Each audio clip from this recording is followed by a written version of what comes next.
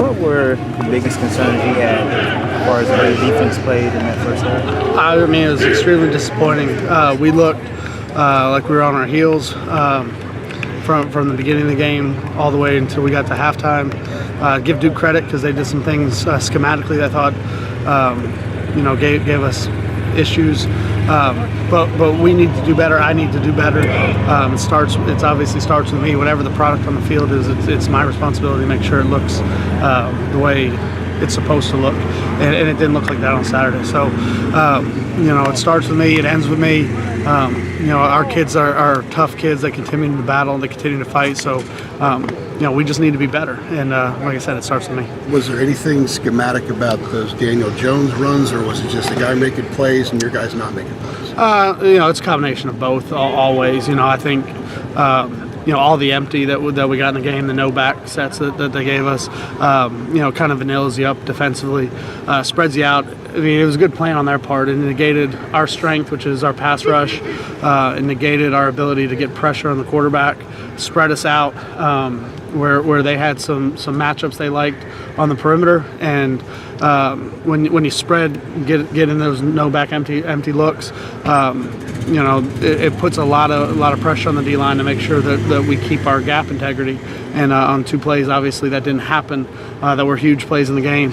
Give them credit for finding ways to attack us. But it was something that we should have been able to handle. Through your experiences, typically when a quarterback has successful runs like that, is there one or two common threads between what goes wrong defensively that kind of enables that to happen? Well, there are some common themes. There's obviously the gap integrity starting up front, making sure that we handle that. But then usually there's a missed tackle along the way. That's usually part of the deal for a quarterback to take it a distance on something like that.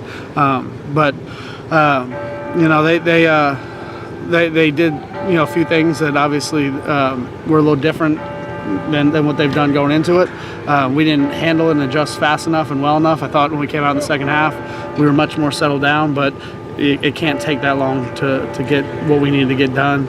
And, I can't say anything other than it was very disappointing all the way around. What adjustments did y'all make today and plan to make the rest of the week?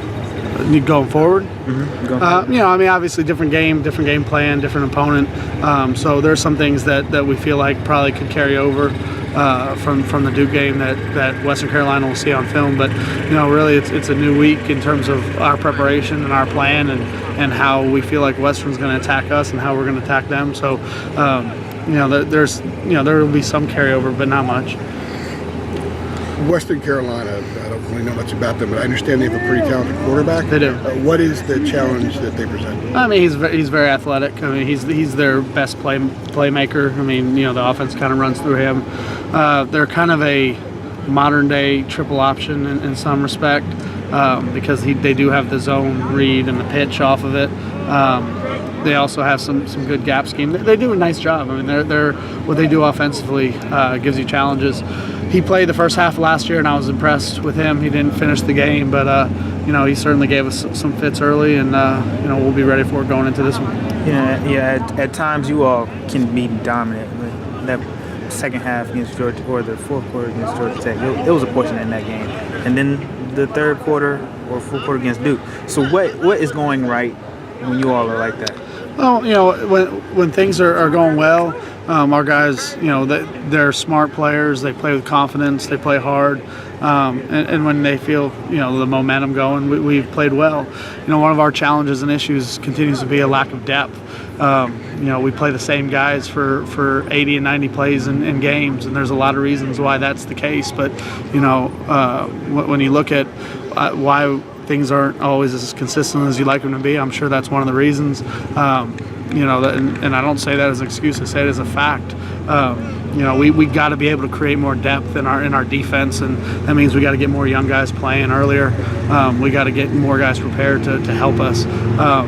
But I think this defense has potential to be good, but right now it's too inconsistent, and we're going to continue to fight over the next 2 weeks to find a way to find that level of consistency. I was going to ask about the snap count. I think there are 5 guys that played 80-something snaps in one year a day. A couple played 94. Yeah. The lack of depth, is it is it a combination of things, injuries, maybe some guys not coming on the way they should, or is there something else that you can kind of put your finger on? I mean, because it seemed like there would be more depth back in August when we talked. It looked like you guys might have had more depth than you've proven to add so far. No, I mean, that was definitely the plan, but I mean, there's been a variety of things that have contributed. Obviously suspensions, injuries, young guys feeling like, the ultimate question that you always have to ask yourself as a coach is, when I put in the guy who's the second guy, is there a significant drop off when that happens?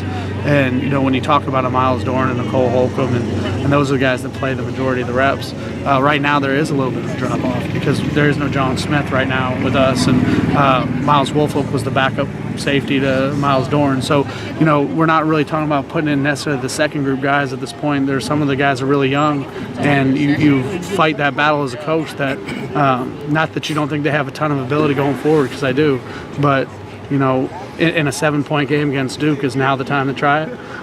Is it when it's tied against Georgia Tech that we throw them out there? Because we haven't had an opportunity where we've had a lead, where we feel comfortable, where I feel comfortable just rolling the dice and seeing what happens. Maybe I should just let it fly and see what happens. But and I mean that sincerely. I mean, where sometimes you script it out, and no matter what the situation is, I'm putting this guy in on the third series of the game no matter what.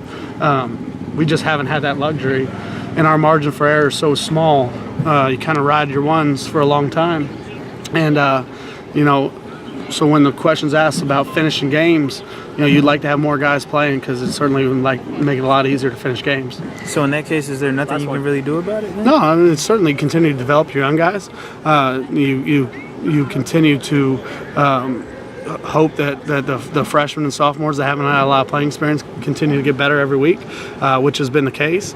And from a coaching perspective, there's a little bit of leap of faith. Put a guy out there that hasn't really been out there, and trust the fact that he knows that when the lights come on, he's got to be ready to roll.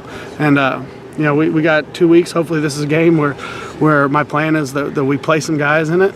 Going into it, that's the plan, and we'll see. Thank you, Coach.